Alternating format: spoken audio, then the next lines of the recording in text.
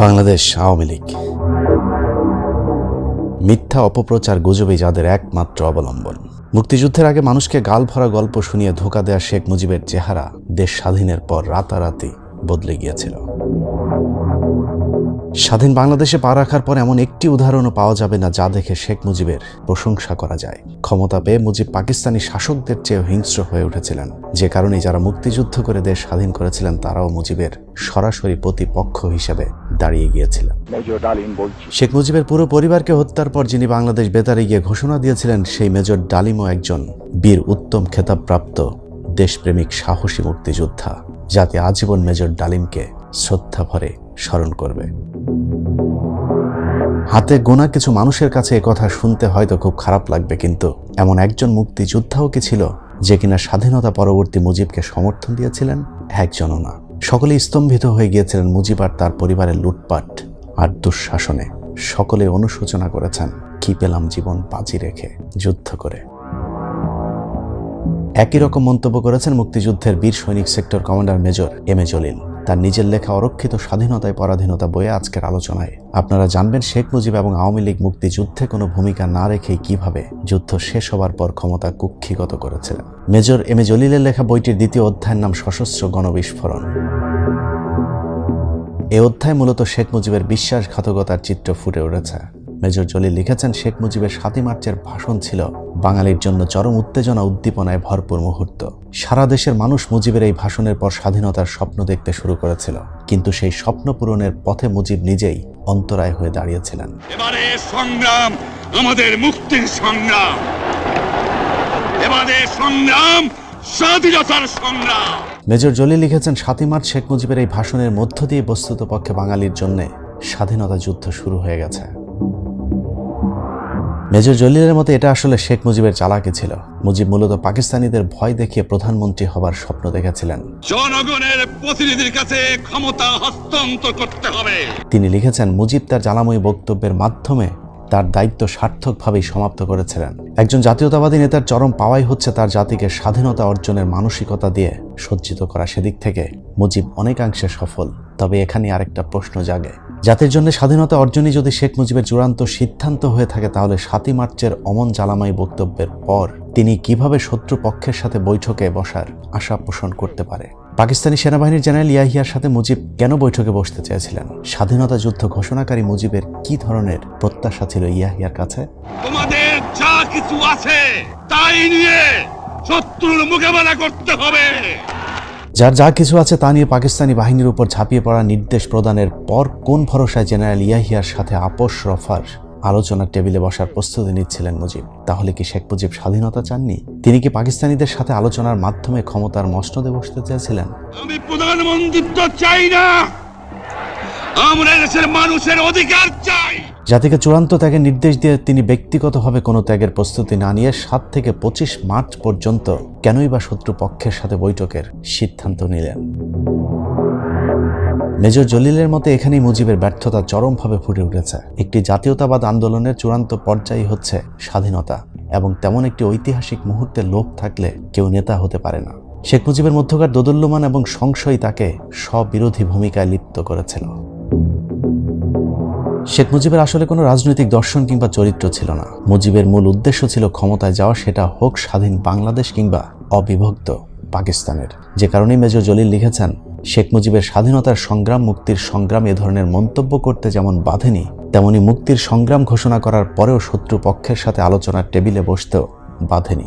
দেশের তখনকার বাস্তব অবস্থা স্বাধীনতা যুদ্ধ ঘোষণার পক্ষেই ছিল। তাই তখনকার ছাত্র নেতৃত্বের চাপেই শেখ মুজিব ৭ই মার্চের ভাষণে এবারের সংগ্রাম স্বাধীনতার সংগ্রাম, এবারের সংগ্রাম মুক্তির সংগ্রাম এ ধরনের ঘোষণা দিতে বাধ্য হয়েছিলেন। জেনারেল ইয়াহিয়া খানের সঙ্গে বৈঠকে মুজিব বলেও ফেলেছিলেন, আমি যদি আপনার কথা শুনি ছাত্রনেতারা আমাকে গুলি করবে, আর যদি ছাত্রনেতাদের কথা শুনি তাহলে আপনি আমাকে গুলি করবেন। বলুন তো এখন আমি কি করি? শেখ মুজিব ছাত্র নেতাদের চাপে একদিকে যেমন স্বাধীনতার পক্ষে কাজ করেছেন, ঠিক একইভাবে পাকিস্তানি সেনাবাহিনীর কাছে আত্মসমর্পণ করে মুজিব চেয়েছিলেন পাকিস্তান রক্ষা করতে। শেখ মুজিবের এই স্ববিরোধী ভূমিকার জন্য ইতিহাস একদিন তাকে আসামির কাঠগড়ায় দাঁড় করালে তাতে বিস্ময়ের কিছু থাকবে না। সেক্টর কমান্ডার মেজর জলিলের লেখা বইয়ের পরের লাইনগুলো পড়লে স্পষ্টই বোঝা যায় মুক্তিযুদ্ধ শেখ মুজিবের ডাকে হয়নি। তিনি লিখেছেন, শেখ মুজিবের স্ববিরোধী ভূমিকার জন্য মুক্তিযুদ্ধ থেমে থাকেনি। 1971 সালের সেই ভয়াল 25শে মার্চের রাতে পাকিস্তানি বাহিনীর হিংস্র বর্বরতা নিরস্ত্র ঘুমন্ত বাঙালির উপর ঝাঁপিয়ে পড়ার সাথে সাথেই সমগ্র পূর্ব পাকিস্তানে প্রতিরোধের বারুদ জ্বলে উঠেছিল।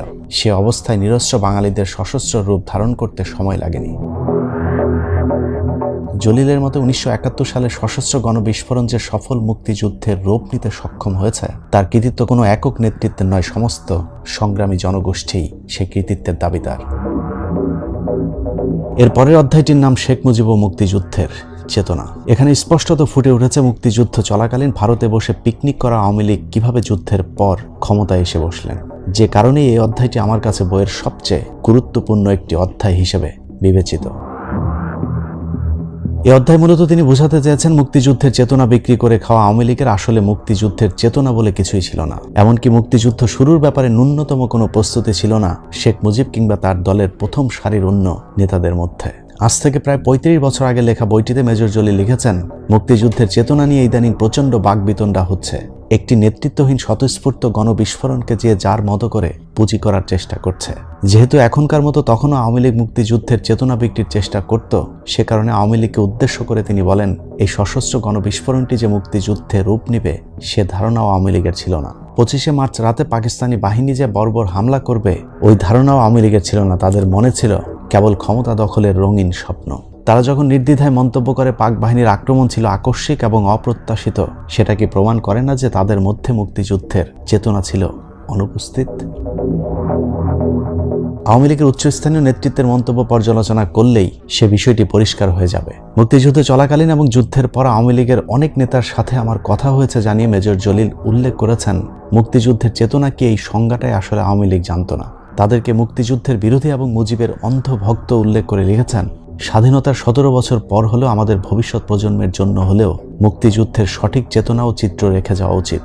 অন্যথায় বাঙালির শ্রেষ্ঠ কীর্তি 71-এর মুক্তিযুদ্ধ বিভিন্ন কালি কলমার তুলির আঁচড়ে বিকৃত রূপ ধারণ করতে করতে এক সময় ইতিহাসের পাতা থেকেই বিলীন হয়ে যাবে। একজন নির্যাতিত সেক্টর কমান্ডারে লিখে যাওয়া 35 বছর আগের এই উক্তিটি কতটা ভয়ঙ্কর সত্য তা আমরা আজকের এই 2023 সালে হাড়ে হাড়ে টের পাচ্ছি। এখনকার শিক্ষার্থীদের পাঠ্যপুস্তকের সাথে মেজর জলিলের লেখায় বইয়ের ইতিহাস এক বিন্দু মিল নেই। শেখ মুজিব আর আওয়ামী লীগময় বর্তমান ইতিহাস কতটা বানোয়াট তা মেজর জলিলের লেখা পরের লাইনগুলো পড়লেই বোঝা যাবে। মুক্তিযুদ্ধের একজন সেক্টর কমান্ডার হিসাবে আমি কেবল প্রয়াস চালাচ্ছি প্রকৃত সত্য জানতে এবং বুঝতে। আমার জানা এবং বুঝার মাঝে ভুল ত্রুটি থাকতে পারে, কিন্তু তা হবে আমার অজ্ঞতার কারণে, অসততার কারণে নয়। একজন সেক্টর কমান্ডার হিসাবে আমি যুদ্ধের ময়দানে যা দেখেছি তা আমি আবেগ বিবর্জিতভাবে তুলে ধরতে চাই। মুক্তিযুদ্ধের কোনো সুনির্দিষ্ট চেতনা ছিল না বলে যারা মন্তব্য করেন তারা হয়তো মুক্তিযুদ্ধের বিরোধী শক্তি, অথবা যারা প্রাণ বাঁচানোর তাগিদে কিংবা সুবিধা লাভের আশায় নামকা ওয়াস্তে যুদ্ধে অংশ নিয়েছিলেন, অথবা যারা অনুপ্রবেশকারী হিসাবে যুদ্ধে যোগ দিয়েছিলেন। মুক্তিযুদ্ধের চেতনার সুনির্দিষ্ট কোনো রূপ ছিল না তা নয়, তবে সে চেতনা সীমাবদ্ধ ছিল তৎকালীন ছাত্র সমাজের সর্বাধিক ক্ষুদ্র একটি অংশের মাঝে। এই অংশটির চিন্তা চেতনায় সশস্ত্র সংগ্রামের মাধ্যমে পূর্ব পাকিস্তানি চক্র থেকে মুক্ত করে এই অঞ্চলকে স্বাধীন সার্বভৌম রাষ্ট্র হিসাবে গড়ে তোলার স্বপ্ন ছিল। এর বাইরে সমাজতান্ত্রিক রাষ্ট্র হিসাবে গড়ে তুলতে যারা যুদ্ধে অংশ নিয়েছিলেন তাদের মধ্যে গতানুগতিক দেশপ্রেম থাকলেও উপরোক্ত চেতনা ছিল না। এছাড়া দেশপ্রেমিক সেনাবাহিনী, পুলিশ, ইপিআর, আনসার এদের ক্ষেত্রেও একই কথা প্রযোজ্য। এদের মধ্যে অনেকে যুদ্ধে অংশগ্রহণ করেছিলেন প্রাণ বাঁচানোর তাগিদে। কেউ কেউ সুবিধা অর্জনের লোভ লালসায়, কেউ করেছে পদ যশ অর্জনের সুবিধা হিসেবে। এ সকল ক্ষেত্রে দেশপ্রেম, নিষ্ঠা ও সততার তীব্র তারতম্য ছিল।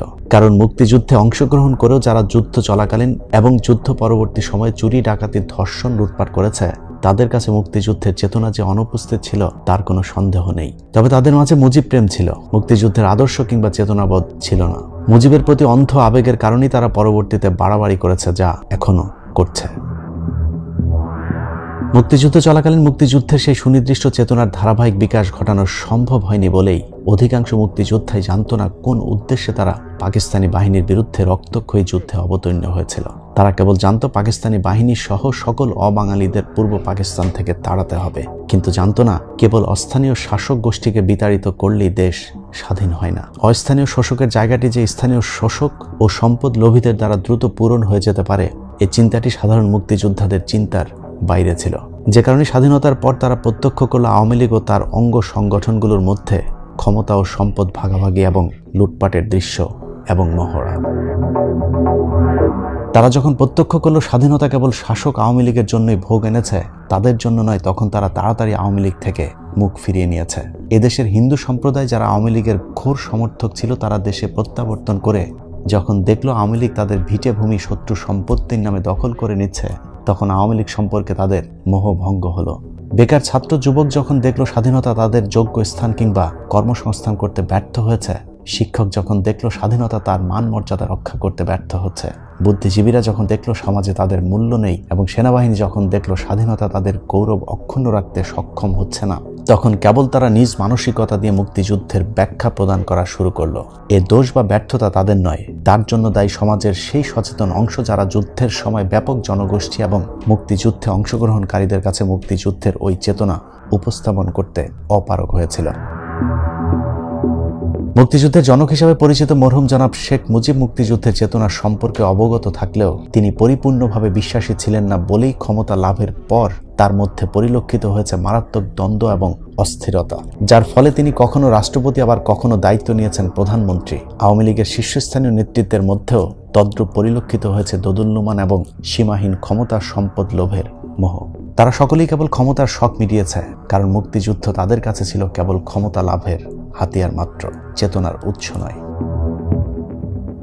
এভাবে শেখ মুজিব এবং আওয়ামী লীগ সম্পর্কে নানা বর্ণনা করে গেছেন একজন সেক্টর কমান্ডার। এবার বিশ্বাস করা না করা একান্তই যার যার ব্যক্তিগত ব্যাপার। তবে আমি ব্যক্তিগতভাবে পাকিস্তানে বসে ডক্টর কামালের শ্বশুর বাড়িতে হানিমুন করা শেখ মুজিব আর নিয়মিত ভারতের বিভিন্ন নিষিদ্ধ পল্লীতে যাওয়া আওয়ামী লীগ নেতাদের বিদেশে বসে মুক্তিযুদ্ধ করার চেয়ে রণাঙ্গনে যুদ্ধ করা মেজর জলিলের কথার প্রতি বেশি আস্থা রাখছে। আর ইতিহাস বিকৃত করে আওয়ামী লীগ আগেও মুক্তিযুদ্ধের নামে ধান্দাবাজি করেছে, এখনো করছে। এটাই আসলে আওয়ামী লীগ। আল্লাহ হাফেজ। Well, I disagree with Mr. Nehru more than 100%. আজ বাংলার শিশুবলীর আর নাই। আমাদের সংগ্রাম চলবেই চলবে। Ziaur Rahman, do hereby declare independence of Bangladesh. জনগণের প্রতিনিধির কাছে ক্ষমতা হস্তান্তর করতে হবে। You mean independence? That I don't mean. Mujib ক্ষমতায় টিকে থাকার জন্য হাজার হাজার রাজনৈতিক কর্মীকে হত্যা করে। শেখ মুজিব ও তার খুনি দুর্নীতিবাজ সরকারকে উৎখাত করা হইয়াছে।